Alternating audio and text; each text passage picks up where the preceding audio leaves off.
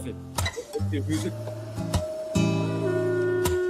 Scroll it up and then go to your music and pause it. Yeah, yeah.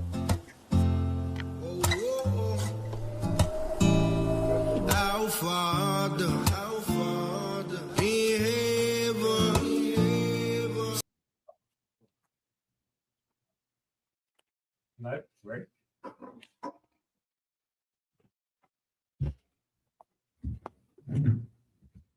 Right. All right. I say shalom, shalom, shalom, shalom. Call Banyamyan on this Shabbat day. It's a nice day. It's not cold. All right. I wish it could stay like this for the rest of winter. Like I said, all praises to the Most High for this day. All right. Kwam Yasharallah, all Israel. Feel good. You know what I mean? It's nice. I don't like when it's cold. You know what I mean?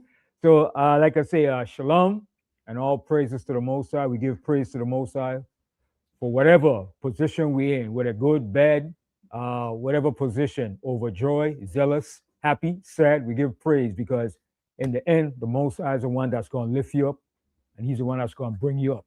All right. He's the one that's going to give you the power, the help, the strength, and everything.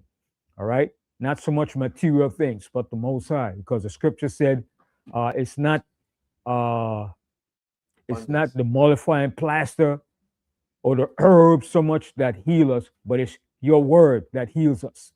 Your word is what lifts us up, energizes us, give us inspiration, give us hope, give us knowledge, information. The spirit of truth is what counts, and it comes from the Most High. All right. So I just want to touch on certain things. You know, I mean, being that it's Black History Month, which is actually Hebrew Israelite history. And saying I want to touch on how our history from the past to the present to the future, how it all correlates. I want to give the comparisons, the parallelism, the analogies of Judah and Benjamin from our past history to our present and to the future, how it all intertwines. Now, what I'm saying, I don't want people to get me wrong and say, Banyamyan said this and that. I'm drawing comparisons, analogies, parallelism to the events of biblical history of our past, linking up to the present and to the future. And the reason why I'm doing this, being that it's Black history, and we had a lot of major prominent figures in Black history that played a tremendous and a fundamental and pivotal role in our history. Even though some of them did not fully bring us to the full understanding as to who we are, we still have to give them credit for being on the out front and putting themselves out there to somewhat bring us to some form of consciousness of understanding to who we are. I'm gonna name some of those figures. All right. Frederick Douglass. All right. Okay, Frederick Douglass, right? You know, we heard of Frederick Douglass, all right? He was born in the time of slavery. He was a slave. He was born in 1818, Frederick Douglass, all right? And he always wore his hair back. I understand? And his looks resemble one of the Russian leaders from Russia, all right? And even you see Don King even used to wear his hair like that too, all right? But Frederick Douglass played a pivotal role in history, all right? Even Marcus Garvey named his first ship after him, all right? So he was born in 1818. He was an abolitionist. He was against slavery, okay? Then you had Booker T. Washington, all right? He was very pivotal in history. Marcus Garvey was influenced by Booker T.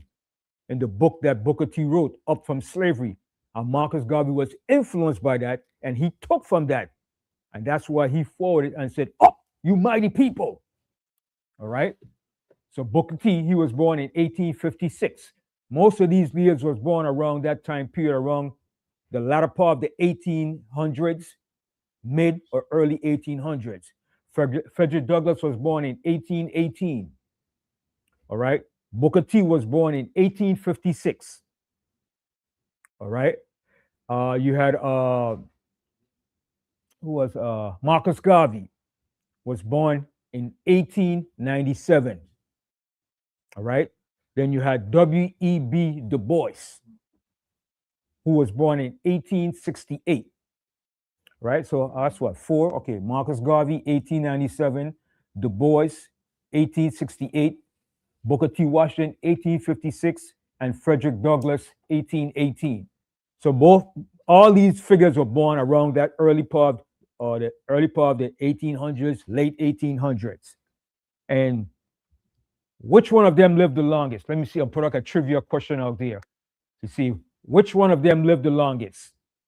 Du Bois, Booker T, Frederick Douglass, Marcus Garvey. Which one of them lived the longest? I said Marcus Garvey. Mm-mm. Let's do it up there. E.B. Du Bois. Du Bois. W.E.B. Du Bois lived the longest. He saw at least 6 presidents in office. He died in August of 1963, 3 months before Kennedy got assassinated. Now, Du Bois, he was an arch nemesis to Marcus Garvey. He was against Marcus Garvey. All right? Because he was for integration.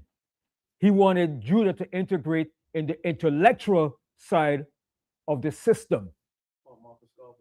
Marcus Garvey was a separatist. Marcus Garvey was a strict Pan-African. You were like, nah. You were like, nah. Do for ourselves, separate from the enemy. And he wanted to keep our race pure. He said, nah, you should be integrating and marrying to these people. Marcus Garvey was a strong Pan-Africanist. But W. Du Bois wanted us to integrate in the system, to use the system to benefit us. He was what you call intellectual elitist.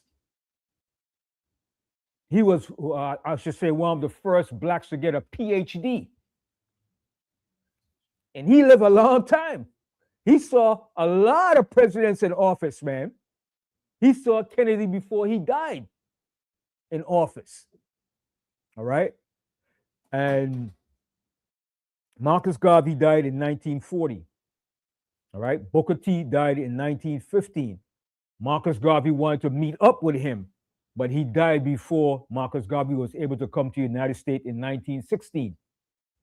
Because Marcus Garvey was influenced by Booker T, and he wanted to establish a school like the Tuskegee Institute.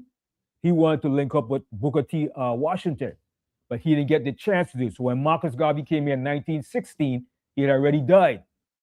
And Marcus Garvey was very much influenced by Booker T. And that's why Marcus Garvey was able to be influential in bringing his UNIA to the United States in Harlem. Now, Marcus Garvey, of all these black leaders, I should say, became the most successful in rallying the masses of black people. He was able to unify black people, not, let me repeat now, not unify us under our true identity as Hebrew Israelites, but he unified us under what? Under Pan-Africanism. So don't say Banyamyan said, Marcus Garvey unified us under. No, what I'm saying, he did not unify us under our identity as Hebrew Israelites, but he unified us under Pan-Africanism, which drew one of the largest movements of black people in that era. No other black person drew the amount of black people in that time and era. Marcus Garvey drew that, and he was not able to do that until he came to Harlem, USA. You understand? Right. So going back to what I was saying the week before, that Judah should be in the neck of his enemies. Judah is here in the midst of this centralized government on the political level, the economical level, the civil rights movement, the athleticism. Judah is in the forefront. So in order for Marcus Garvey to get his reach and the notoriety, he had to bring it to where Judah is located. Okay. Now, when you go back in our history, who was the first king of Israel? What tribe was he from? He was a Benjamite. Now, what I'm showing you is a comparison. I'm not saying Marcus Garvey is the first king of Israel, but I'm drawing a comparison because history always repeats itself. The Most High said there's nothing new under the sun. Now, of all the leaders that came that I mentioned before, and there were many more, but these were the most prominent leaders from that era: Frederick Douglass, Booker T. Washington, and W.E.B. Du Bois. Which one of these leaders was able to rally and unify Black people on a significant level? Marcus Garvey. Hands down, Marcus Garvey. So I'm drawing the comparison and the parallelism and the analogy to the first king of Israel, which was King Saul. You understand? And Marcus Garvey was from where? He was from Jamaica. He was a Benjamite. You understand? So I'm just showing the comparison analogy. I'm not saying because people, Banyamyan say Marcus Garvey is King Saul. I didn't say that. You gotta make yourself clear because people take what you say and twist it and turn it around. I'm drawing the comparison and the analogy and the parallelism to our history. When you look at it, Marcus Garvey was one of the first Black leaders to what you call unify Black people on a large scale, whether it's in the Caribbean, Central America, South America, the United States. He was able to do that. And he did it by bringing his movement to Harlem, USA in 1916, where he formed one of the largest Black movements. Now, this is what I'm showing. So, now, was Frederick Douglass famous? Yes, he was famous because he was against slavery. He wrote books. Was Booker T famous? Yes, he was because Marcus Garvey was influenced by him. Okay. Was W.E.B. Du Bois famous? Yes. But like I said, he was at odds with Marcus Garvey. Now, we might argue and say, somebody might argue and say, but W.E.B. Du Bois, he had a ground to stand in certain things. Some people might disagree with his stance because he wanted to integrate the system, right? And he figured by us integrating the system, that's how we could achieve more of a beneficial and a foothold in the system. But that shows you, like the scripture says, man, that Judah will be in the neck of their enemies. All right. And his reach, you could say he was a part founder of the NAACP, W.E. Du Bois. He was a part co-founder of that. He helped to establish that, along with so-called Jews. All right. So that shows you that Judah has that reach and that power in the system that no other tribe have but Judah. All right. So I want to go to the book of 1 Samuel and showing you the comparison of King Saul and Marcus Garvey as being one of the first Black leaders to unify Black people on a large scale. Because when Israel was a divided kingdom, we were ruled by who? By judges, elders, and so forth. We didn't have no prominent figure or leader to lead us until the Most High said to anoint Saul to be king over Israel, and he became the first unified leader under Israel. Then after that, you had David and Solomon. Okay, so I want to just show the analogy and the comparison. Let's go to the book of First Kings. You were saying king? Yeah, First Kings. First Samuel? First Samuel. Sorry, Kings of my mind, King, because I'm dealing with kings. First Samuel, and let's go here to the 8th chapter. Yeah, the 8th chapter.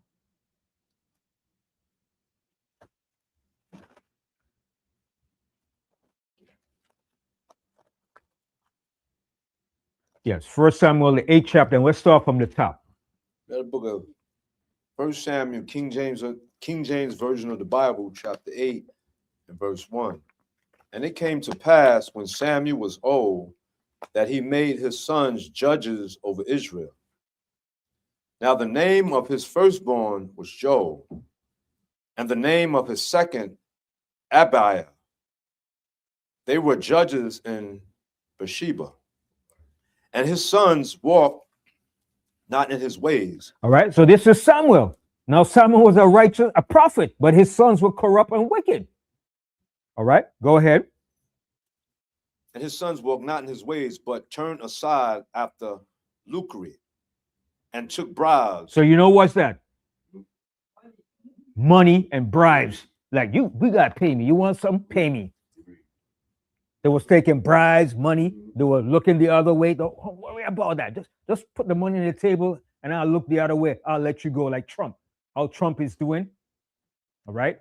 So his sons are doing the same and taking money, bribery. You could pay them off. Listen, I'll pay you $10,000 if you just like look the other way what I did. I raped somebody out there, but I don't want to be found guilty because I'm powerful, I'm rich. So here's $10,000. Say I didn't do it. Say I'm innocent.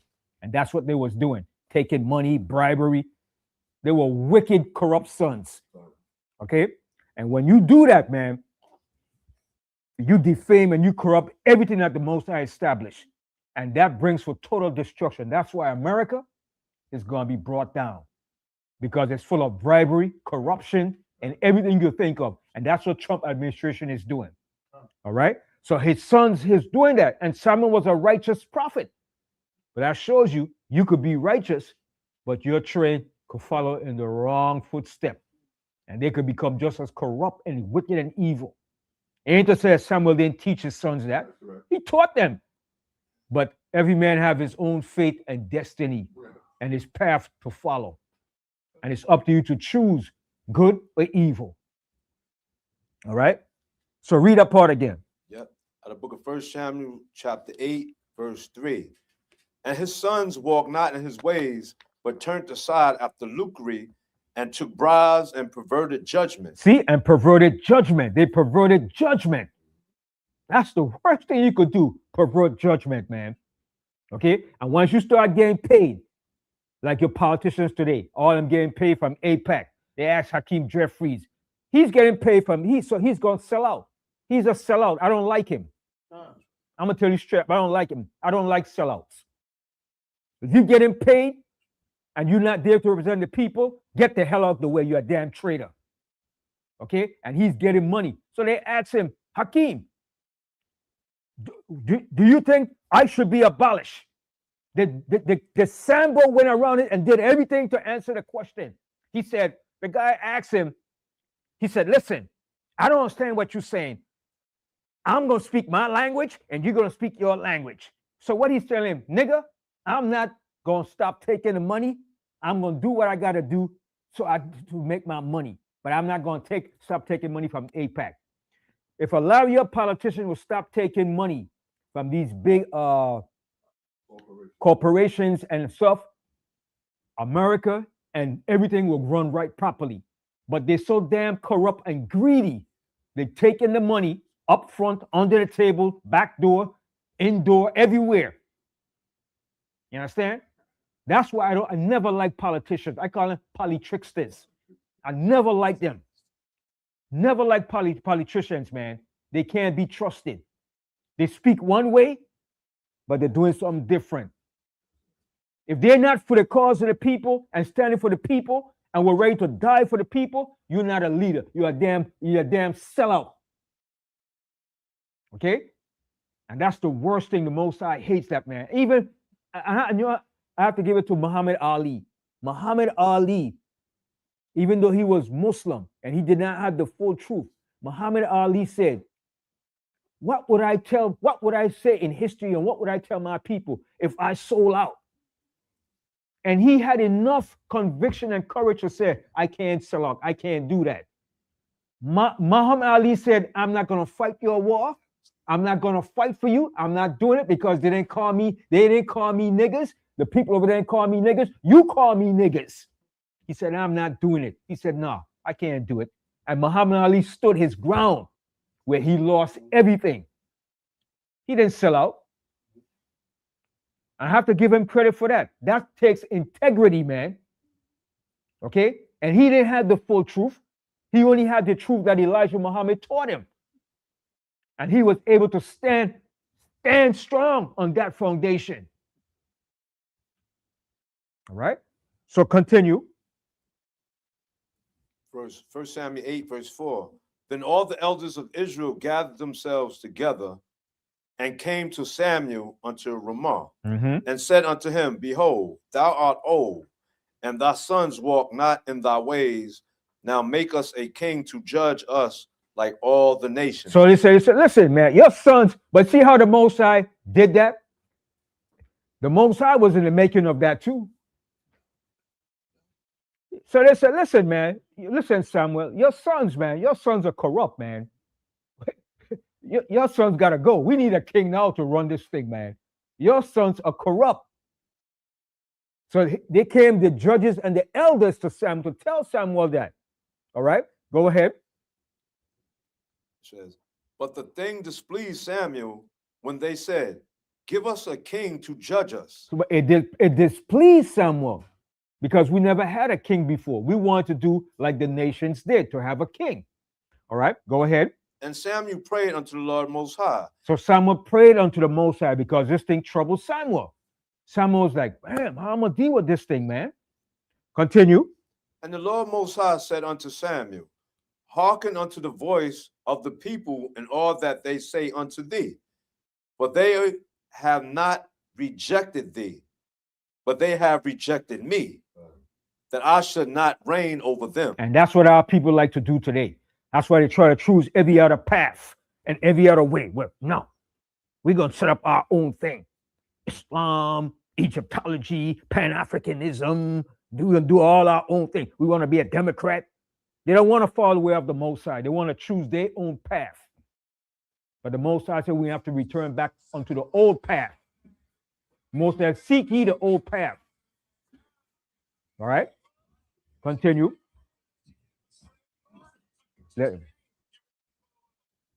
According to in 1 Samuel 8, verse 8, according to all works which they have done since the day that I brought them up out of Egypt, even unto this day, wherewith they have forsaken me and served other gods, so do they also unto thee.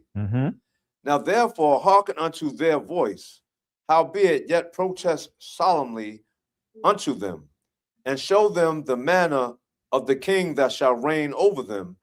And Samuel told all the words of the Lord Most High unto the people that asked of him a king. So we wanted a king. So Samuel said, I'm going to show you the whole rundown of when you have a king.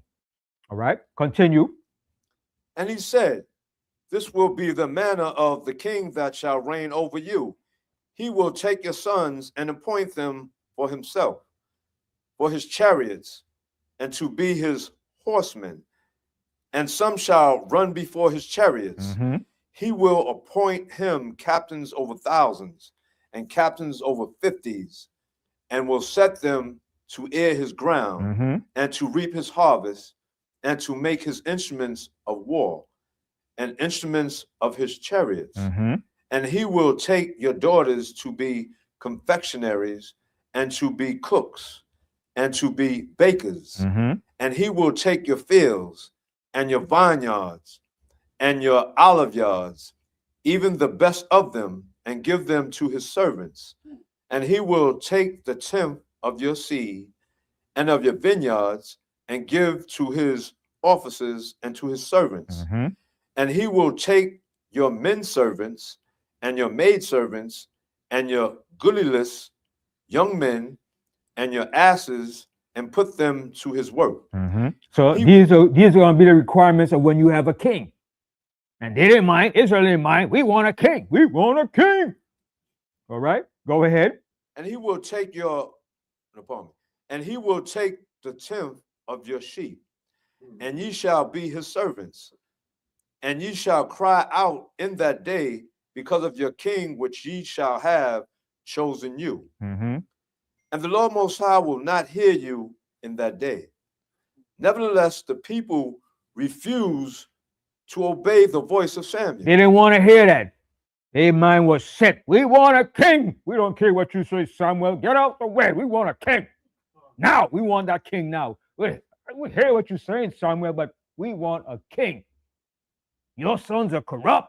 They're not running the thing properly. We need a king to run this thing for us. And you know, Israel, when we become stubborn, we could be stubborn. All right? Continue. And they said, Nay, but we will have a king over us. So they said, we don't care what you say, Samuel. We heard what you said. You run it down to us. You told us we want a king, Samuel. Save yourself. Save yourself with all that long speech of what the king. We just want a king. All right? Go ahead. That we also may be like all the nations. See? And that's the main thing that we always want to do, to be like the other nations. Merely to be like the Africans, to follow their customs. We always want to follow the way of the Africans and do the things that they're doing. And the Most High separate us from that. He said, I made you to be separate from all the nations. But we still couldn't get in our thick skulls, man. All right, continue. And go out before us and fight our battles. And Samuel heard all the words of the people, and he rehearsed them in the ears of the Lord Most High. And Samuel, what they told him, Samuel rehearsed it back to the Most High. Said, Most High, you heard? See, this is what they said. They said they don't want to hear. They don't want to hear what I told them. They said they want a king, no matter what. They don't care if he's going to take the sons. He's going to take the daughters. They don't care if they have to pay a tenth. They want a king, Most High. What should I do, Most High? Continue. And the Lord Most High said to Samuel, hearken unto their voice. The Most High said, you know what, Samuel? Listen to those rebellious Negroes. Go back to them and say, okay, have it your way. Like Burger King, have it your way. Go ahead. And make them a king. And Samuel said unto the men of Israel, go ye every man unto his city. So Samuel said, okay, go every man to his city. Now, let's read the 9th chapter now. Read the book of 1 Samuel, chapter 9, verse 1.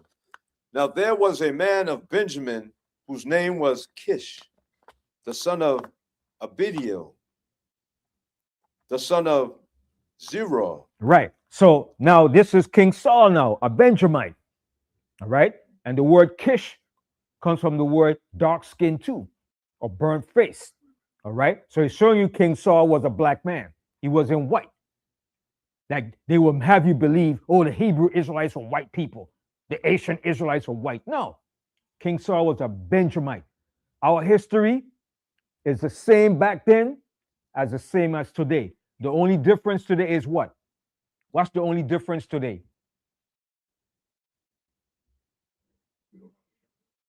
That's it. We lost our identity.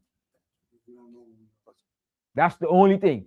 But the same attitudes, the same characteristics are there today. The only different today, we don't know who we are today, the majority of our people. It's only some of us know who we are today. But the majority of us on a large scale don't know who we are and don't give a damn and don't care. Okay? But the same attitude, the same characteristics are there today. It hasn't changed. The same lifestyle, the same music. All the tribes have their own genre of music that they like and fit into. But they all have the same vibes, but different genre. Benjamin likes what?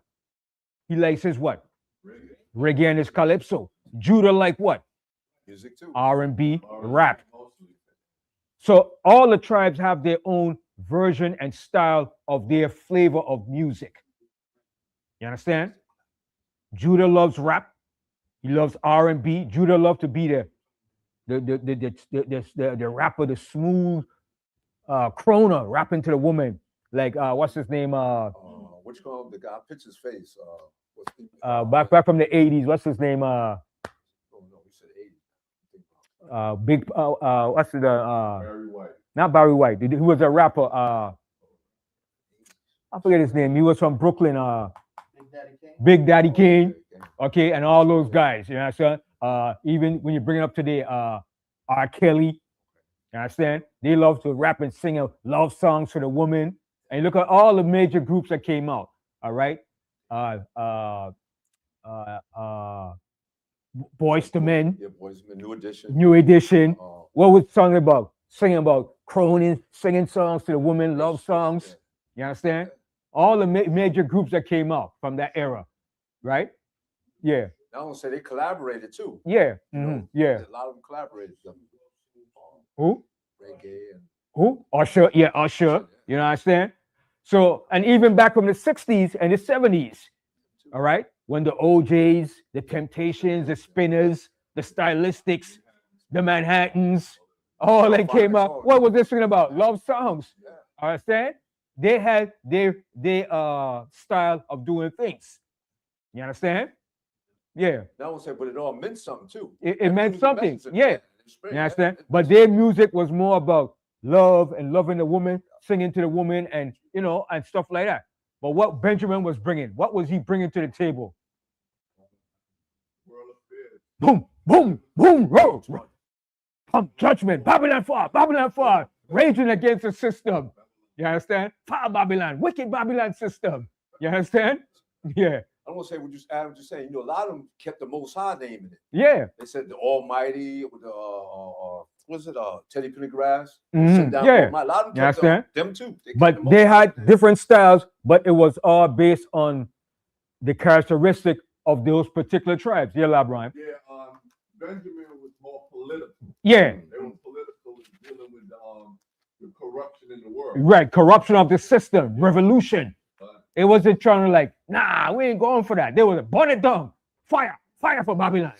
Fire. You understand? Straight, raw, like a wolf, ravishing. You understand? But Judah was more like a little more calmer, a little more complacent to it. Like easy with it. But Benjamin was like, nah, man, nah. Fire for that. Fire. Judah was begging. Judah more like trying to compromise, we could get in there somewhere and try to make it work for us. You understand? But Benjamin was like, burn it down, fire. You understand? And it's the same thing today. So all the tribes had their characteristics. And that's what you have to look at. The characteristics are still there today. All right? And when you look at how Judah integrated the system on the political level, the economical level, I'm gonna share something. If it wasn't for Judah, South Africa would have never have gotten rid of apartheid. Do y'all know that? It was Black Americans, Judah, that fought to get rid of the apartheid in South Africa. They formed all the different organizations to abolish apartheid. To boycott a lot of these big corporations. They was going at Reagan, like, listen, man, this what you're doing? We're going to boycott all these organizations. Remember, Jesse Jackson was up there too. Jesse Jackson. So Judah was up there in the forefront to help fight for the apartheid against South Africa. So that's why Judah has that reach in the system, the political, the economical, all right, the entertainment, the athleticism. Judah is up there in the neck of the enemy. All right? Hold that. Let me come back right here. I'm sure something about I'm gonna read about King Saul and how I'm comparing it to how it's being compared in comparison to Marcus Garvey. I'm not saying Marcus Garvey now is King Saul. Okay? I'm not saying that. I'm drawing the comparison. How Marcus Garvey came in that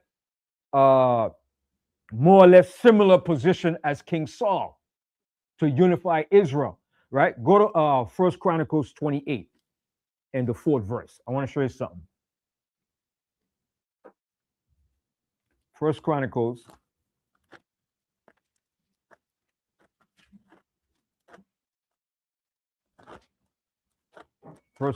28 and 4. That book of 1 Chronicles. chapter 28, verse 4. I tell you, read the first verse, but the fourth verse is the main verse. The book of First Chronicles, chapter 28, verse 1. And David assembled all the princes of Israel, the princes of the tribes, and the captains of the companies that ministered to the king by course, and the captains over the thousands, and captains over the hundreds, and the stewards over all substance and possession of the king, and of his sons, with officers, and with the mighty men, and with all the violent men unto Jerusalem. Mm-hmm. Then David the king stood up upon his feet and said, Hear me, my brethren, and my people. As for me, I had in mind heart to build an house of rest for the ark of the covenant of the Lord Most High, and for the footstool of our God Most High power, and had made ready for the building. Mm-hmm.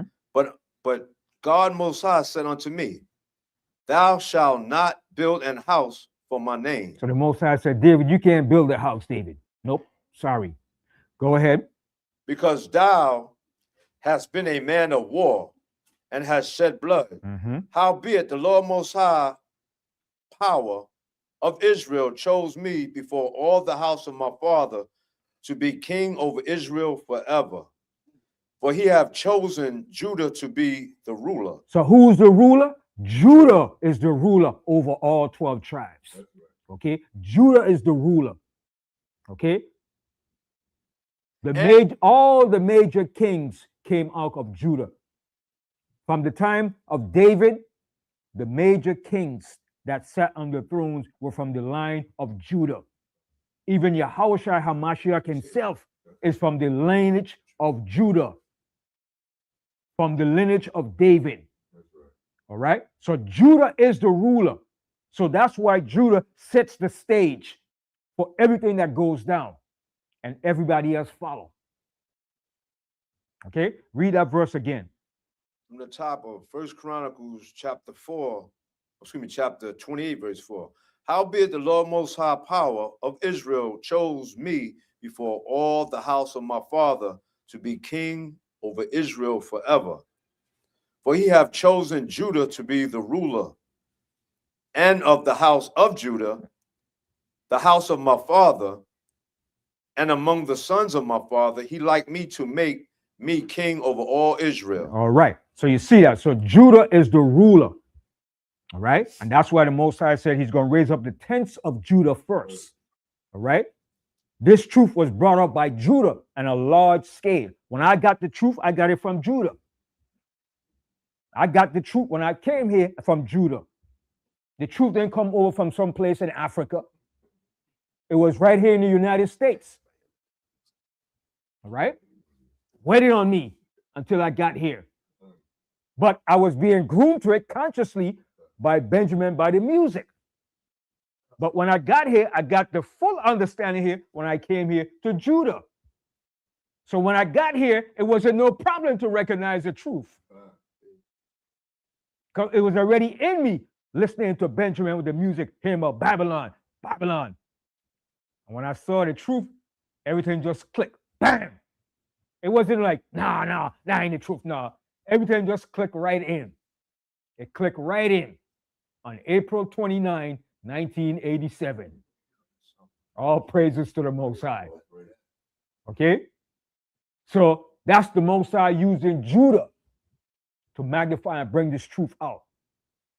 All right? And the Most High said, unto Judah shall the gathering be. All right? So now let's go back to 1 Kings now. So Judah and Benjamin played a vital role. All right? Because they were both of the southern kingdom. All right? So let's go back to 1 Samuel, the 9th chapter.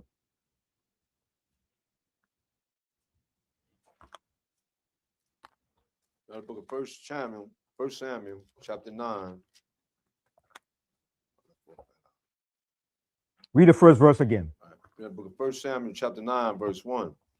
Now there was a man of Benjamin whose name was Kish, the son of Abiel, the son of Zerah, the son of Bechorath, the son of Ephia, a Benjamite, a mighty man of power. See, he was a Benjamite, a mighty man of power.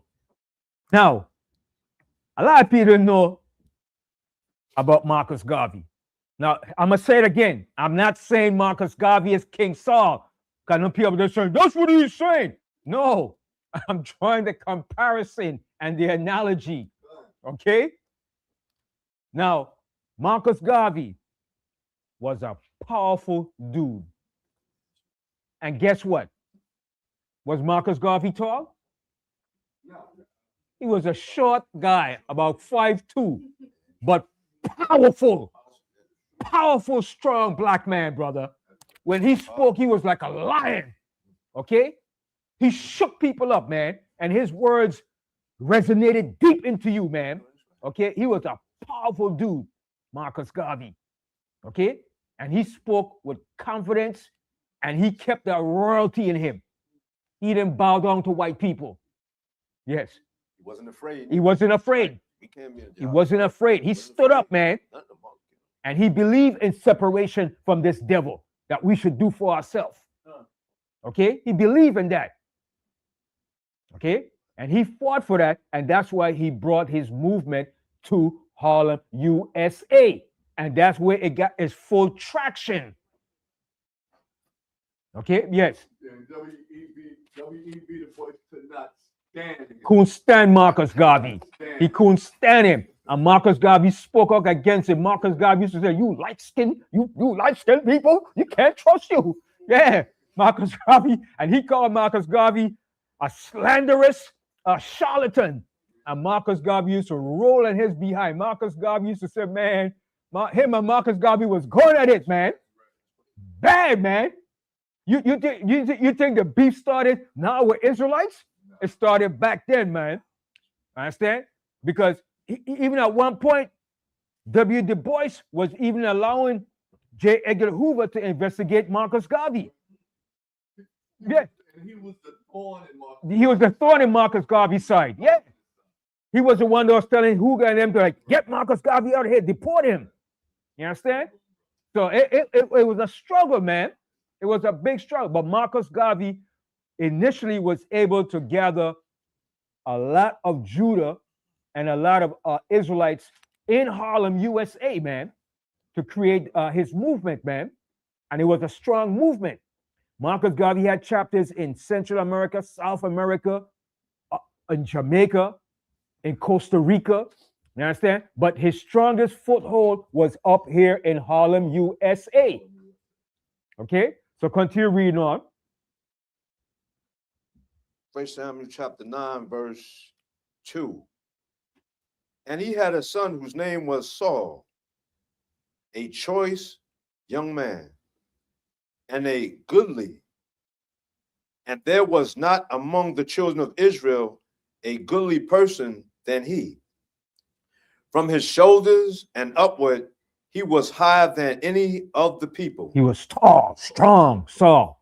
That was the first king of Israel, a Benjamite.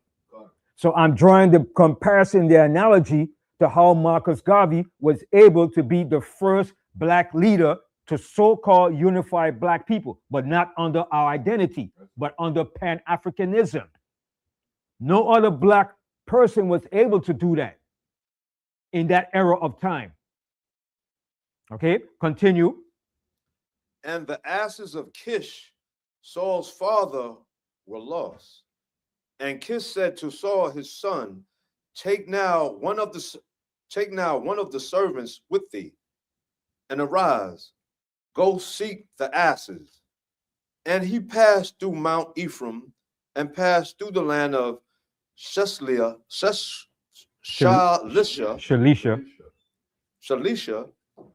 but they found them not. Then they passed through the land of Shalim, and there they were not. And he passed through the land of the Benjamites, but they found them not. And when they were come to the land of Zippah, Saul said to his servant, that was with him, come, and let us return, lest my father leave, caring for the asses, and take thought for us. And he said unto him, Behold, now there is in this city a man of God, and he is an honorable man. All that he said cometh surely to pass. Speaking about Samuel, all right, because Samuel was a godly man, a prophet of the Most High. And I said, and Saul loved Samuel, and Samuel had loved Saul too. Samuel cried for Saul. You understand? And that's that love, that mutual love and respect they have for one another. But Samuel had to give the judgment to Saul when he disobeyed. All right, even though he loved him, it hurt him, man. Okay, continue.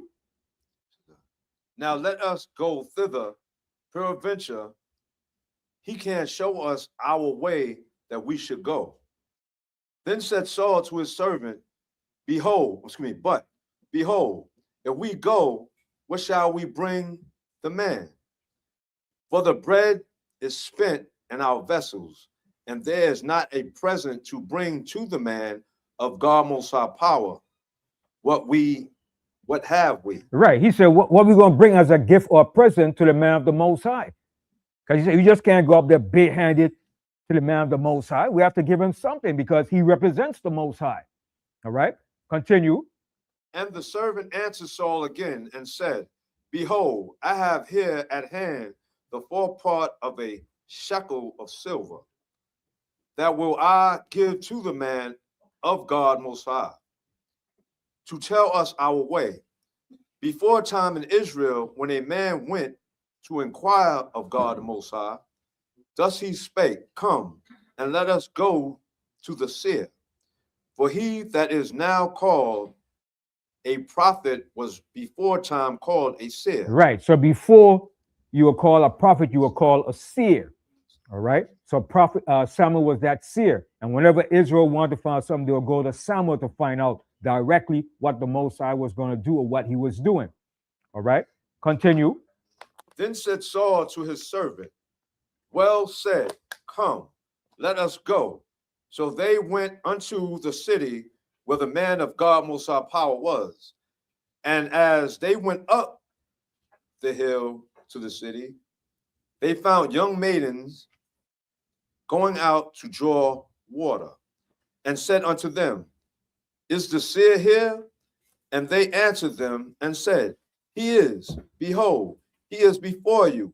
Make haste now, for he came to the city, for there is a sacrifice of the people today in the high place. Mm-hmm. As soon as ye be come into the city, ye shall straightway find him, before he go up to the high place to eat.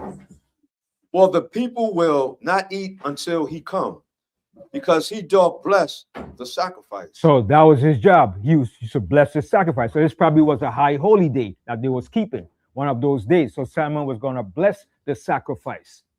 All right, continue. And afterwards they eat that. Afterwards they eat that be bidden by them. Now therefore get you up, for about this time you shall find him. And they went up into the city, and when they were come into the city, behold, Samuel came out against them, for to go up to the high place. Now the Lord Most High had told Samuel in his ear a day before Saul came, saying, Tomorrow, about this time, I will send thee a man out of the land of Benjamin, and thou shalt anoint him to be captain over my people Israel, Mm-hmm. that he may serve my people out of the land of the Philistines. For I have looked upon my people, because their cry is come unto me. So Samuel is going to anoint Saul now to become the first king over Israel, which was a Benjamite. All right. So he was going to unify Israel as a nation, King Saul. All right. Continue. And when Samuel saw Saul, the Lord Most High said unto him, Behold, the man whom I spake to thee of, this same shall reign over my people. Then Saul drew near to Samuel in the gate and said, Tell me, I pray thee, where the seer house is. And Samuel answered Saul and said, I am the seer. Go up before me unto the high place, for ye shall eat with me today, and tomorrow I will let thee go, and will tell thee all that is in thine heart. Mm-hmm. And as for thine asses, they were lost 3 days ago. Set not thy mind on them, for they are found. And on whom is all the desire of Israel? It is not on thee, and on all thy father's house. And Saul answered and said, I'm not a Benjamite of the smallest. Read again. And Saul answered and said, Am not I a Benjamite? So Saul said, am I not a Benjamite? So some people say, but you can't tell what tribe you are. So what's the sense of being an Israelite if you don't know who you are? All right? We identify ourselves by our tribes. All right? So Saul is saying, I'm a Benjamite. All right? So some people say, but brother, we don't know who tribes. Yeah, okay, let's say that. But when you grow in this truth and you learn this truth and you learn the different characteristics from us being here in the United States, in the America, wherever we scattered, you will see, according to the characteristics that we have today, it's the same characteristics that we had back in the past. Everything that the Bible said about us, we're doing today. Nothing different. The only difference is we lost our identity. Yes, Brian. Yeah, Ben, even all the other nations around us, they got tribes too. They got tribes too? Tribe is only the lineage of the father. That's all it is. And then to show you, right, how this is spiritual, it's common knowledge, it's simplicity, it's allegory, it's symbolic, it's prophetic. Look at this here now. Of all the tribes between Judah, Benjamin, and Levi, we know those are the southern kingdom. Amongst those 3 tribes, what nation, let me see, I'm going to say, but y'all going to get it. What nation, particularly that are East Indians, live amongst these tribes? Which one? East Indians. Benjamin, right? Right. The East Indians, the people from what you call coolies. Who they live amongst? Benjamin. They don't live among Judah. They do not. So you got to look at things, common sense, and look at the history. It's there. The Most High put it there for you, but you have to pick up on it. It's simplicity.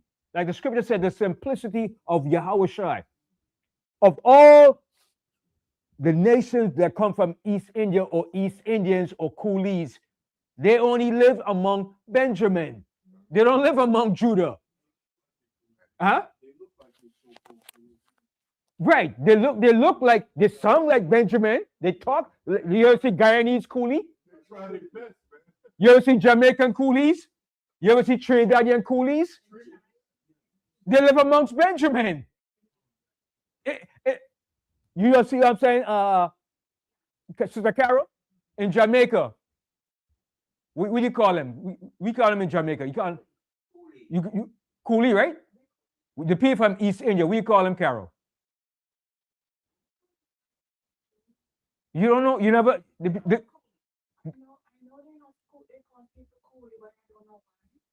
But who? But they live amongst who? Jamaicans, right? So they call them coolie. Some people call them coolie babu. Yeah, that's a derogatory name. Yeah, that's a derogatory name, coolie babu. All right. All right. But they only live amongst Benjamin. They don't live among Judah. In Trinidad, it's the same thing. In Guyana, in Jamaica. You understand? So the most, so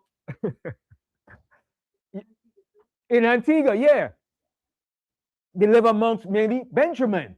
They don't live amongst Judah. All right? So those are some of the basic things that you have to pinpoint and see. But if you not familiar with the characteristics of the tribe, you understand these things. All right? You have to be amongst the tribes to understand that. All right? Now, who mainly lives amongst Judah? Ephraim. Ephraim, Puerto Ricans. Puerto Ricans. Dominicans too. Simeon too. Simeons. Yeah. Yeah.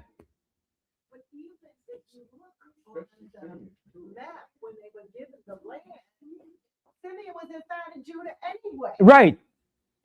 And then look at this here. Back in, I think it was in I think it was either the 50s or the 70s. It was a group of Judites that went to Santo Domingo and stayed there for a long period of time. I think they're still there too. You understand? That went to Santo Domingo and lived there. All right? So Judah mainly is surrounded by Ephraim and Simeon. And Benjamin is mainly surrounded by who? By the coolies. Coolies live amongst them. Esther, who did she dance for? The Persian king. Elam, East Indians. That's why he liked her. When she danced for him, he probably said, come, my, come. You are Benjamite princess. Everything correlates together. It's there. You have to see it. But if you don't read the scriptures and look at the everyday events, you will never understand these things. And the Most High left those there as signs for us to see. Visible signs, common sense signs, not scholarly level signs, but common sense level, basic historical, everyday historical events. Yes. That's my family. My father is Judah, but my mother, my grandmother is Ephraim. Mm-hmm. Her father is Puerto Rican. Yeah. You understand? But if you on this level that you can't understand the basic simplicity of the scripture, the milk of the scripture, you can't see this. Right. It takes a spiritual eye and also basic common sense. Common sense. All right? That's all I'm saying. And yeah, like Paul said in the scripture, it's the simplicity of Christ in the scriptures. It's not something scholarly or some big, intellectually. No. The scripture is brought up on a basic milk level to us. It's only certain things are in dark parables and deep mysteries. But most of the time, the scriptures is basic milk for us to understand. All right? So Saul is telling you, he said, look, I'm a Benjamite. He's identifying his tribe. He said, I'm a Benjamite. All right? So let's continue reading that. So I just wanted to go around here and show those things so people open their mind and see certain things. All right? Okay? So when you look at it, the coolies live amongst Benjamites, so-called West Indians. That's who they predominantly live amongst. And they speak like us too. You ever hear a coolie from Jamaica? You swear he's a Jamaican. All right? You ever hear a coolie from Trinidad? You swear he's a Trinidad. All right? They speak just like them too. Okay? Go ahead. What verse you left off in? Let's see. 1 Samuel chapter 9, verse 7. No. 8. 21. Read 21 again. 21? Yeah, you're in the 21st verse. 21 verse.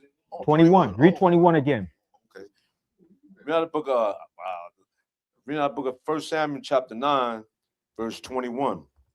And Saul answered and said, am not I a Benjamite, of the smallest of the tribes of Israel? Now, Benjamin was the smallest of the tribes, right? the smallest. All right? But guess what? The smallest, but the most what? Violent. Violent, rebellious. Rebellious. What did Benjamin do? They fought against all Israel and was kicking butts too until the Mosai said, no, it's got to stop now. Mosai said, put an end to this stuff now. Judah, go up and put an end to this thing. But they was kicking everybody's butt. Okay? The smallest of the tribe, but they was raising hell. And the youngest. All right? Right? Little brother and Judah's big brother. That's why Marcus Garvey gave credence to Booker T. Washington. He was influenced by him, his big brother. All right? And he named his ship after Frederick Douglass because he looked up to Judah. That's why he brought his movement to Harlem. We have to see the connection. All right? Go ahead. It says, am not I a Benjamite of the smallest of the tribes of Israel, and my family the least of all the families of the tribe of Benjamin? Wherefore then speakest thou so to me? Mm-hmm. And Samuel took Saul and his servant and brought them into. And what Harlem. tribe was Samuel from?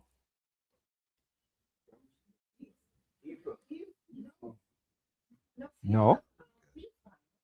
Samuel was a Levite. Samuel was a Levite.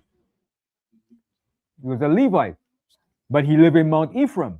Because remember, the priests, they didn't have no inheritance. They lived anywhere amongst the tribes. There. He was a Levite. All right. Go ahead. And made them sit in the chiefest place among them that were bidden, which were about 30 persons. And Samuel said unto the cook, bring the portion which I gave thee, of which I said unto thee, set it by thee. And the cook took up the shoulder, and that which was upon it, and set it before Saul. Now, the shoulder. The shoulder is symbolic, it's physical, and it has a lot of meanings. Where is your shoulder in your body? In the top. Up top, right? Okay. Now, in this prophecies, Most High said, Benjamin, right, shall dwell between his shoulders. What does that mean? Right. Where is Judah located? In the head, which is America, and Benjamin is located in the shoulders, in the chain of islands in the Caribbean. When you look at it, it represents a shoulder of islands. So Benjamin is in the shoulder, all right? And the Most High said the shoulder is like the choice part of the meat. That's not the tenderest part, but that's the cheapest and most, that's the part of the meat that most people can afford from the shoulder. You get the beef stews, the chucks, and so forth. The loins area, that's the most expensive. That's what you get your filet mignon, your sirloin steak, all those expensive part of the steak. That's the loin area. But the shoulder, most people can afford. All right. When you go to the store, you say, give me that shoulder steak, that chuck steak, give me that beef stew. All right. That's where it comes from. Now, the loin that's a very expensive thing. All right. The tenderest part of the meat. And you're going to pay money for that. That's not cheap. But the shoulder is economical and convenient for everybody to purchase. It's not tough, but it's cheaper on your pocket. Right. When you go to the store to buy it. Yes.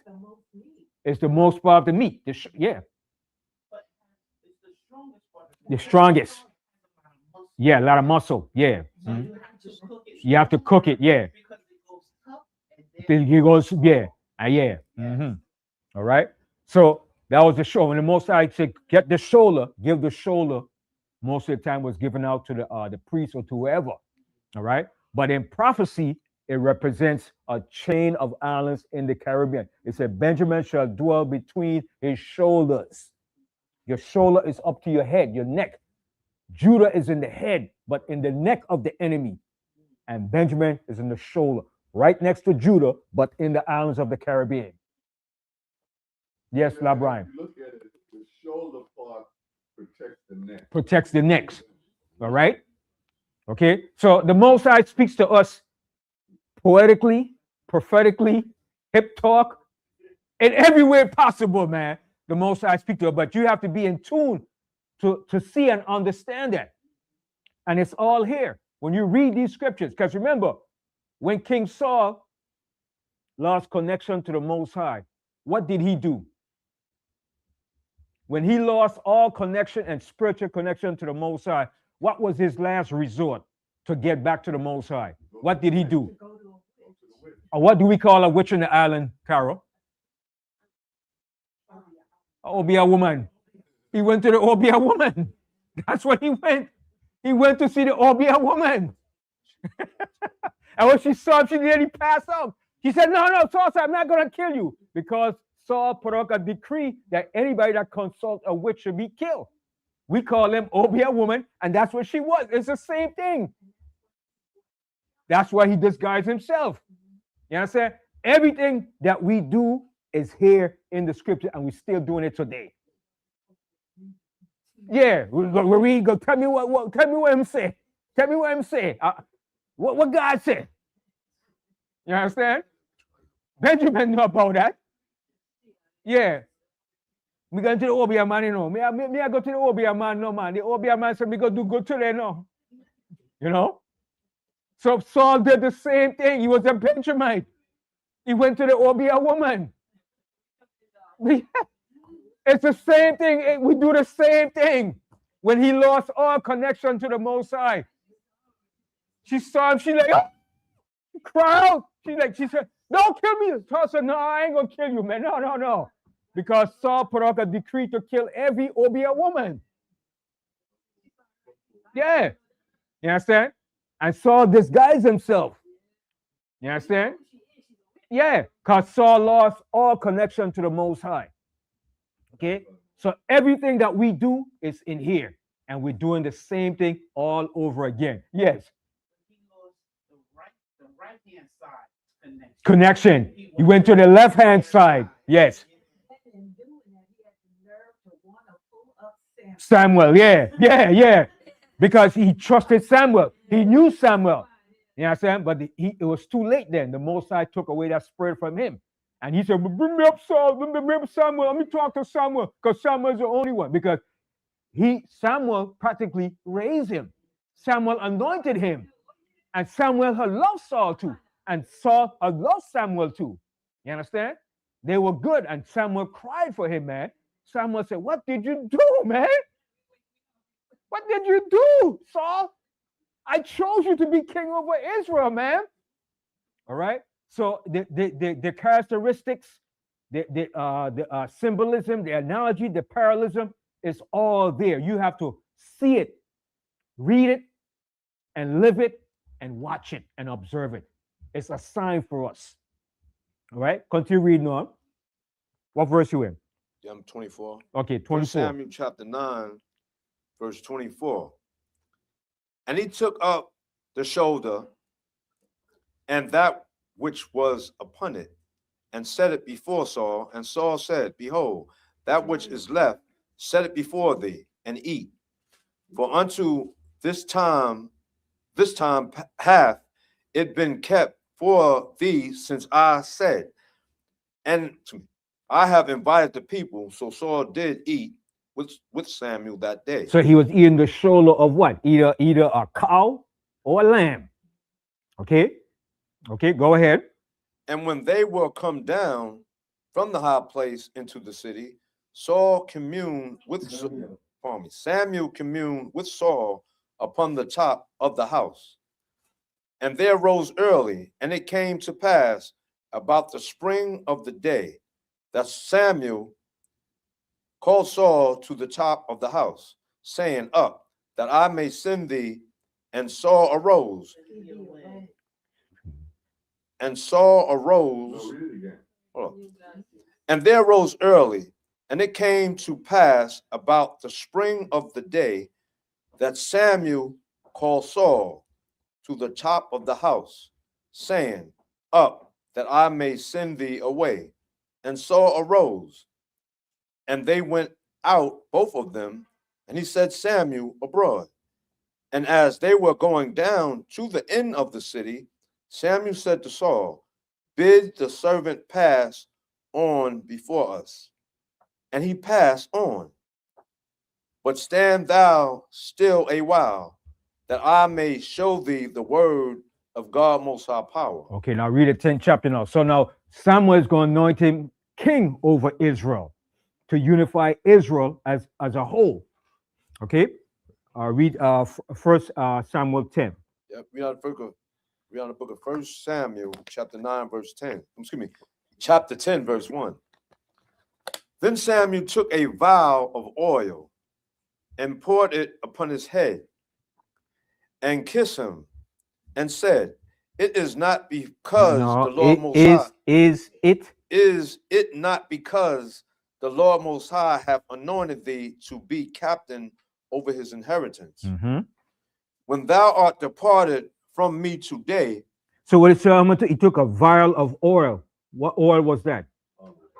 Olive oil. All right. He took the oil to anoint him. All right. Go ahead.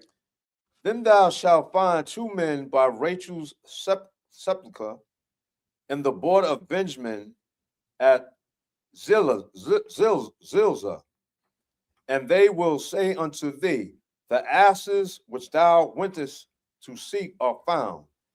And lo, thy father hath left the care of the asses, and sorroweth for you, saying, what shall I do for my son? Then shalt thou go on forward from thence, and thou shalt come to the plain of Tabor, and there shall meet thee 3 men going up to God Most High to Bethel, one carrying 3 kids, and another carrying 3 loaves of bread, and another carrying a bottle of wine. Oh, what? Bottle of wine? What are you doing with wine? Oh, you're not supposed to drink wine. He's carrying a bottle of wine. Okay, it wasn't grape juice. It was a bottle of wine. Okay, go ahead. And they will salute thee and give thee 2 loaves of bread, which thou shalt receive of thy hands. And they shall salute thee and give thee 2 loaves of bread, which thou shalt receive of their hands. After that, thou shalt come to the hill of God Most High Power, where is the garrison of the Philistines. Now, who were the Philistines now? They were our arch enemies, man. Okay, and these were strong Hamites, Africans, and they hated us, man. Okay, they were living south of us in the land of the Philistines, and they hated us, man, with a perfect hatred. Okay, go ahead. And it shall come to pass, when thou art come thither to the city, that thou shalt meet a company of prophets coming down from the high place with a sorcery, and a tabret, and a pipe, and a harp before them, and they shall prophesy. And the Spirit of the Lord Most High will come upon thee, and thou shalt prophesy with them, and shall be turned into another man. Mm-hmm.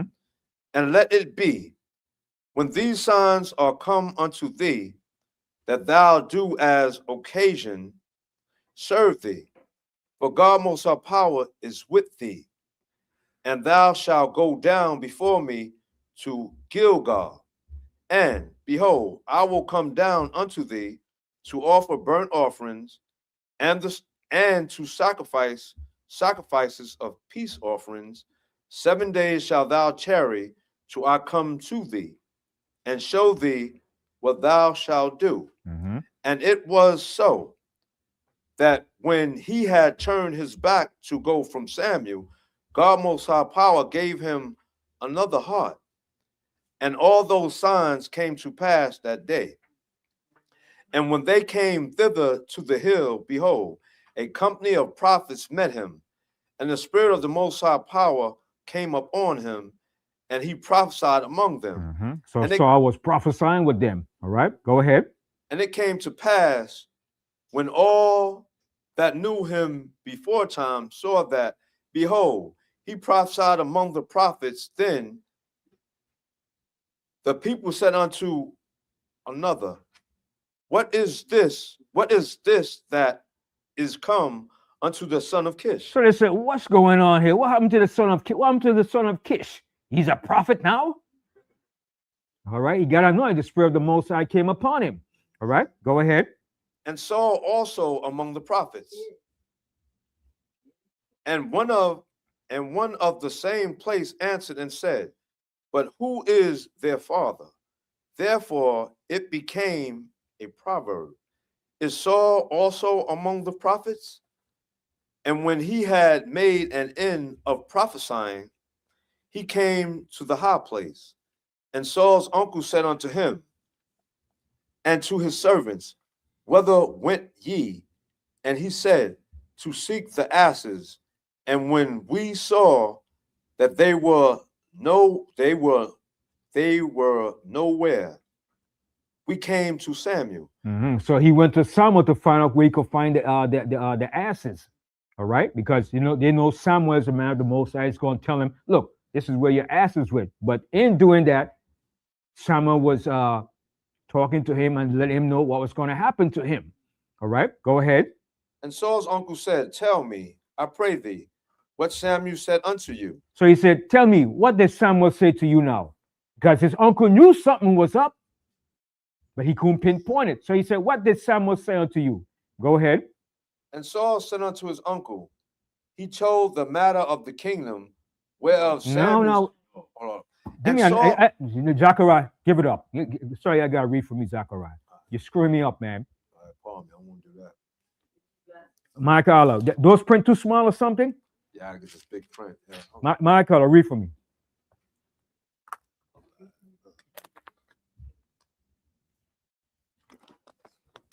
Oh, yeah.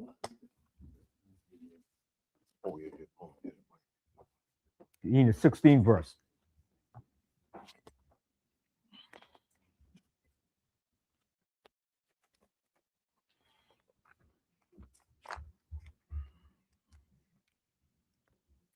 This is the book of 1 Samuel chapter 10, verse 16. And Saul said unto his uncle, He told us plainly that the asses were found, but of the matter of the kingdom, whereof Samuel spake, he told him not. Verse 17. And Samuel called the people together unto the Most High to Mapheth. Verse 18. And said unto the children of Israel, Thus saith the Most High power of Israel, I brought up Israel out of Egypt and deliver you out of the hand of the Egyptians and out of the hand of all kingdoms and of them that oppress you. So that's what the Most High did for us. Of all the people, the kingdoms that oppress us, the people. Go ahead. Verse 19. And ye have this day rejected your power, who himself saved you out of all your adversaries, adversities, and your tribulations. And ye have said unto him, Nay, but set a king over us. Now therefore, present yourself before the Most High by your tribes and by your thousands. Verse 20. And when Samuel had caused all the tribes of Israel to come near, the tribe of Benjamin was taken. So the tribe of Benjamin was taken, all right, to become the king over Israel. Go ahead. Verse 21. When he had caused the tribe of Benjamin to come near by their families, the family of Methri was taken, and Saul, the son of Kish, was taken. And when they sought him, he could not be found. Verse 22. Therefore, they inquire of the Most High further, if the man should yet come thither. And the Most High answered, Behold, he have hid himself among the stuff. Verse 23. And they ran and fetched him thence, And when he stood among the people, he was higher than any of the people from his shoulder and upward. So he was tall. Saul was tall. Big shoulders, tall. He probably was standing at least, maybe I'll say 8 feet. Probably about 7 to 8 feet. All right, go ahead, because Goliath was about 15 feet. All right, go ahead. Verse 24. And Samuel said to all the people, see ye him whom the Most High have chosen, that there is none like him among all the people. And all the people shouted and said, the Most High give the king, save the king. See, and that's where the British get that from too. God save the king, God save the queen. They got that from here. All right. Okay, go ahead. Verse 25. Then Samuel told the people the manner of the kingdom, and wrote it in a book, and laid it up before the Most High. And Samuel sent all the people away, every man to his house. Verse 26. And Saul also went home to Gibeah, and there went with him a band of men, whose heart the Most High have touched. Verse 27. But the children of Belial said, how shall this man save us? So you had a group of other wicked Israelites now and they said, oh, this wicked, how this man gonna save us? You know, you're gonna always have pros and cons, always amongst you. P.S. gonna like you of your nation, P.S. gonna hate you. Player haters, all right? They're like, oh, this man gonna save us now. Same thing with Moses when he brought us out. Remember what's his name? Moses. Dathan. That was a Negro boy. The most I had to deal with him personally, boy. Most I said, you know what? I'm gonna open the earth and swallow your behind. You know, good piece of Negro. And he was giving Moses hell, man. Yeah, Korah too, all of them. Bunch of yeah. Most I said, I'm gonna do something that had not been done. Okay? That's a hell of a death, man.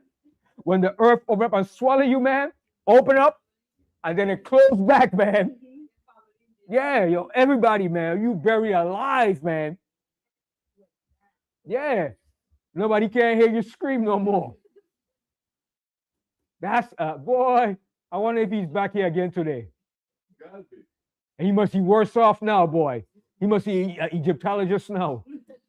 Don't believe in the Most High no more. All right, go ahead. And they despised him and brought him no present. Yeah, so they despised Saul and they brought him no present. All right, go ahead. But he held his peace. But Saul held his peace. So I was just, all right, showing that comparison, parallelism, analogy of King Saul to Marcus Garvey being one of the first black leaders to so-called unify us under Pan-Africanism, not under our identity. But Marcus Garvey had the largest following of any black leader. All right? And like I said, with all these other leaders that we had, tap in. No, come on. All the leaders that we had, like I said, Marcus Garvey, Du Bois, Booker T. Washington, Frederick Douglass, they all were profound leaders, but they wasn't like Marcus Garvey that stood out, the most prolific of all the black leaders. Marcus Garvey stood out the most.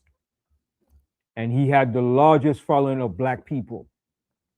All right, from that time, and even still are Marcus Garvey followers today. All right, so I just wanted to show those comparison in the scriptures today. From back then to now, it's still there.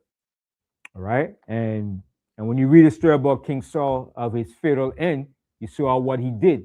How he went to the witch, but the witch is an Obeah woman. All right, he went to the Obeah woman. All right, to tell him what's going to happen, what's his future. What did the Most High, is the Most High going to kill me? Did the Most High cast me away? Yeah, the Most High rejected him. And that was his last resort to find out about the Most High, showing you we're a spiritual people, but we're spiritual on the left, on the right hand side too. All right.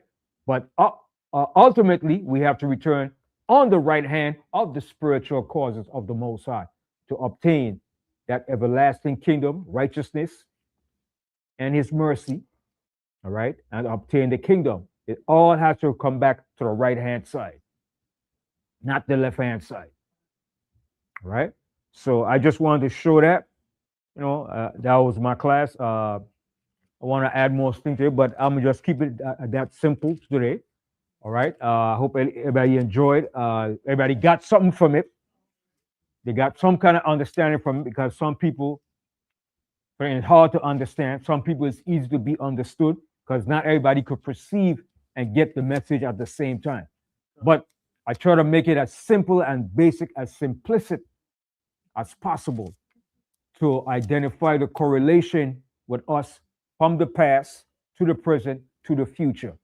Nothing has changed. The only thing that's changed is we lost our identity. But the Most High said, in the land of our captivity, we're going to do what? Bethink ourselves. We're going to rethink ourselves. We're going to remember. You're going to bring it back to mind. So when you bring it back to mind, everything has to come back into understanding. Everything. All right? Yes, the guy.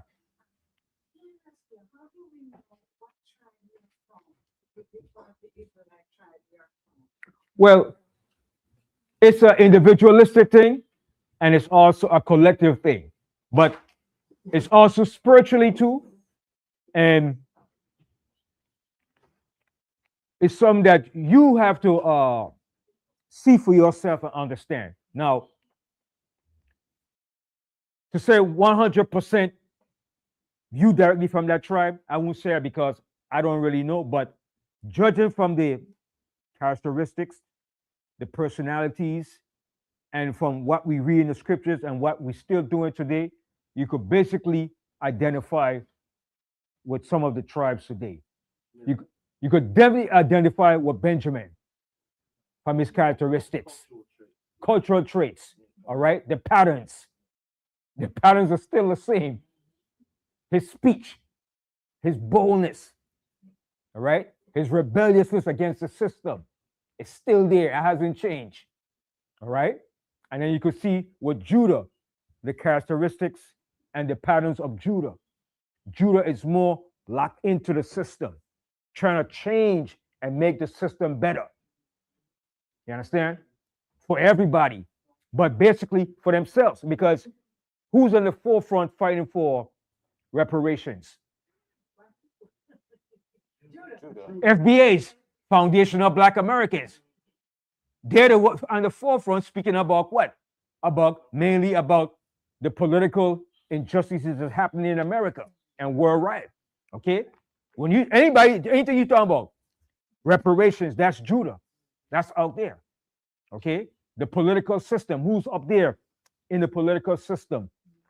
Judah. In the sports world, who's up there? Judah. The entertainment world, Judah. All right? You ever seen in the Olympics when they had the Olympics when those three brothers that stood up? That was a very impactful statement that they made. And they raised their fists up together and said, "To hell with you damn crackers, man." The black gloves. That was a message, man. They were saying a strong, powerful message. To hell with you damn devils. Black power. Black power. Okay? I got their medal stripped. You understand? But they said, we don't give a damn. To hell with that. Because they were fighting against the injustice that was imposed amongst black people here in America. Yes. Yeah, because they stood strong. Yeah, because they stood strong to what they believe in. You understand? So it's an individual thing, it's a spiritual thing, it's a collective thing, and it's also to identifying the traits and the characteristics and reading the scripture and looking at how the tribes operate between Judah, Benjamin, and Levi. You understand? And Judah, you could see the traits of Judah. All right, it's known, it's there. Okay, and Benjamin, you could see the traits, it's there. All right, because Benjamin just sing about revolution, about the system. Don't give a damn, burn it down. All right, you should hear this song by Coco T. He sing this song. I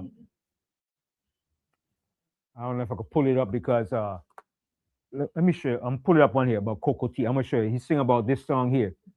And when I heard this song the first time, I said, damn, where the hell he got that from? You know what I mean? And he was singing it direct. He said,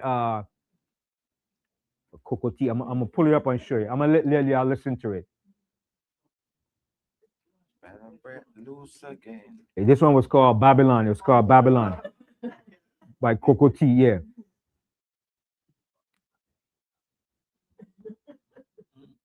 Coco T. Babylon.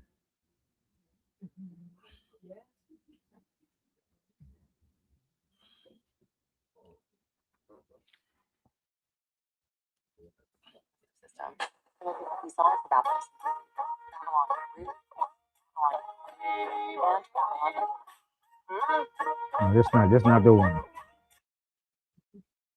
He said, Babylon is not my home. All right, let me put it up right here. Oh, I think it named it. I got a different title Yeah. than Babylon.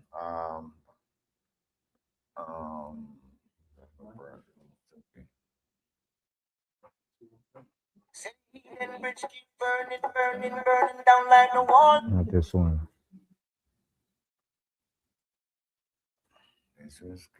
He said, hurry up and come, cause Babylon done.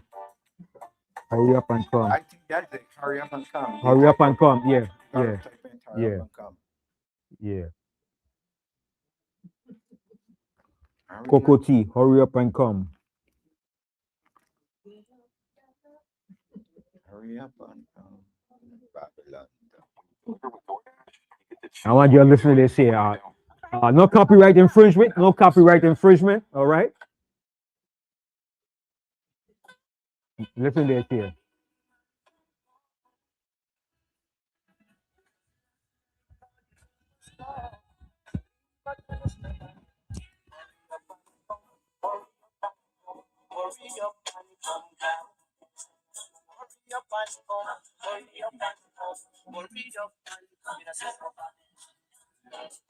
I home is not in Babylon. Yeah. Mount Zion is You hear what he said? any day from now. I know. Calling on Rasta man. No more with I hurry up and come. Hurry up and come. Hurry up and come. He said, hurry up and come, cause Babylon done. Hurry up and come. Hurry up and come. America, down here in the Pacific. See? Japan took over China. Fire burn the Australians. See there? Fire burn for all slave master. Well, I can't get no food, no water. Get up and come. Get up and come. Get up and come. All right. So I just wanted to show that. So that's one of the traits and characteristics of Benjamin, and that have not changed since day one. It's still the same. All right. He just raving like a wolf. All right. So I just wanted to just show some of those comparison analogies to Judah and Benjamin. All right. So with that, in my class, if anybody got any questions, any comments, Kataza, see if there are any comments there. Pull up the comments. If anybody got any comments, any statements or anything like that. Yes, Zachariah. Change, you know how you say like with Frederick Douglass meeting with our people, you're gonna have some people that's not gonna get along with your own people. Right. Am I right? Right. One gonna stand for the right thing and one is not. Right. Yeah. Now, look at Jesse Jackson. He just passed, right? Even though you might say negative about him too, you have to speak on the positive. What was Jesse famous for? And what else? He was on the civil rights for his people. Even though some people might agree. Remember, Jesse stood up too and put up that fist too. He was wearing his front, is that shaky. He was up there too. And it was Jesse is the one that gave Obama the incentive to run. And you understand? And when Obama won, Jesse was crying because Jesse like, damn. Because Jesse said, I'm not gonna say nothing, but I know what happened. I know what happened. They didn't choose me, but they chose you. And I did it. I did it twice. Jesse ran twice. And Jesse also too did what? He went over to Iran and freed the hostages. Okay, so that's Judah playing that pivotal role in the forefront. Yeah, he called him Jaime Tongue, and he got backlash for that, boy. Yes. We have to think about what the scripture says about obeying Mhm. the Most High. He worships the Right. Most High. Mhm. He's not a worshiper of the Most High. Right. Keeping the Sabbath. Right. Sabbath is a very important Right. day of the Most High. Mhm. He's a Baptist. Right. Baptist is on the first day of the week. Right. So yes, he's trying to defend the black people, Mhm. but at the Same time. how are you gonna do that? The Most High can't allow you to bring him down one way and then trying to Right. So that's why you have to show the negative and the positive. And that shows you. That's why the Most High allowed him to be president. Right. And he was running. Right. He wouldn't. Right. And also, the Most High was not bringing a Judite to be a king in this place. Right. Right. We're not gonna be right. No. Right. And he was selected. He was selected. He was selected. A lot of people don't know that. And that's why Jesse, he was crying. He had his hand in his lip like this. He was like, okay, I know the secret, Obama, but I'm not going to say nothing. I know why you was selected. I wasn't. I did it twice and they didn't choose me. You understand? Because Jesse came up from the era of the civil rights movement. All right? So, yeah, that was a signal. Keep your mouth shut. Don't worry. We'll take care of you. Just keep your mouth shut. All right? That was ritualistic. Okay? And even with the Epstein stuff that's going on, that's all ritual. That goes back to the ancient world too. Epstein and all of them, and Trump too. He is like he's in there more times than you could. I don't know. Trump is like the author of that book too. Okay? It's all a ritualistic satanic ritual that they're doing, man. Okay? So they're bringing it out now, not because they want you to know. They're doing it because they're about to reset the system. All right? And it's like, so what? What you gonna do? You can't do nothing against us. That's what they're saying. You understand? And they're showing you part of what this country is about. It's about Satanism, rituals, child molestation, child sacrificing, and all of that. They were doing all of that in that Epstein stuff, man. Epstein had secret chambers going out to the sea, man. Okay, tunnels and stuff, man, where they were sacrificing children, man. Okay, these are some devils, man. That's what they are. And the Most High is bringing it out to show us. You understand? So the Most High is forcing them, but it's not Trump that brought it out because he didn't want to bring it out. Okay, he was against it. Trump said, if we do it, I might hurt some people. Who's gonna hurt? His people, his rich buddies, and himself. He didn't give a damn about the victims. Okay, they're a bunch of evil, diabolical, sinister, wicked people, man. They didn't have nothing to do with no righteousness. And the Most High is gonna slay every last one of them. With that, I say shalom. Huh? Any comments? Yeah. Allah says Garvey was born in 1887. Mm-hmm. Israelite Spartan says some people say Frederick Douglass was a white man. I'm not saying it's true. Question. Okay. Shabbat Shalom. Are you all Messianic and believe in ethnic Gentile grafting? All right. And with that, Those are some comments. Those are any questions? Yeah. question is, what exactly does the word Judah mean? Praise or give thanks? Both. What exactly does the part J-U mean? It comes from the word Yah, from the Most High name. It's part of the Most High name to give praise, to give thanks. All right. And that's why the Most High say he chose Judah to be the ruler, because that's part of the Most High name. Judah, Yahweh. All right. So, Patrick playback say, but the South Africans are brothers that is Israel. Yeah, some there might be. Yeah, it might be. Some might be. Yeah, you understand? Zulus ain't Israelites. But they wasn't on the forefront to bring out the truth. If they knew the truth, they were suppressing it. If any Africans knew the truth that we're Israelites, they wasn't bringing it out. They was keeping it quiet. They wasn't saying nothing. All right.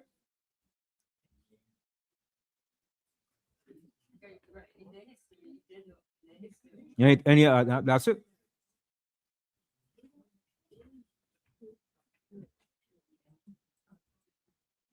Right. All right. So that was my class was just the comparison, the parallelism of Judah and Benjamin of the past and of today. And like I said, Marcus Garvey was one of the most prolific leaders during that time that gathered Judah, Benjamin, Levi. He gathered all the tribes on a mass level in Harlem, USA. All right. And he stood out amongst one of the greatest, even though you had leaders before him. All right. Frederick Douglass, Booker T. Washington. All right. But W.E.B. Du Bois was a staunch enemy to Marcus Garvey. Okay.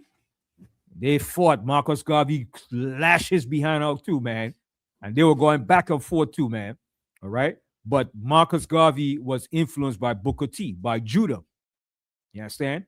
He liked Booker T from the book that he wrote, Up from Slavery. And Marcus Garvey took from that. And he also named his ship after Frederick Douglass. All right.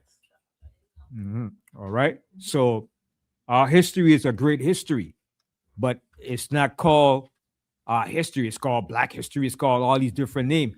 But in all reality, it's the history of the Hebrew Israelites. And we're going to come to that understanding right in the land of our captivity. All right. The Most High, so you're going to wake up to that fact. Yes. They're not scared. Some of our people have a hatred for the Most High. They don't want to identify as Israel. They want to identify and choose everything that the Most High didn't give us. That's rebelliousness. You understand? They don't want to agree with what the Most High said we are. They want to choose something else that the Most High did not give us. That's why the Most High said 2/3 gonna have to perish. Yeah. Yes. But that once again goes along with the characteristics of who we are. Right. The characteristics. Stiff-necked. Rebellion. Yes. People. That's the number one characteristics. Rebelliousness. That's the number one trait in our people. Rebelliousness. Sottish children. All right. So with that, I say shalom. Long live Israel. Kwam Yasharallah. I say Shabbat Shalom.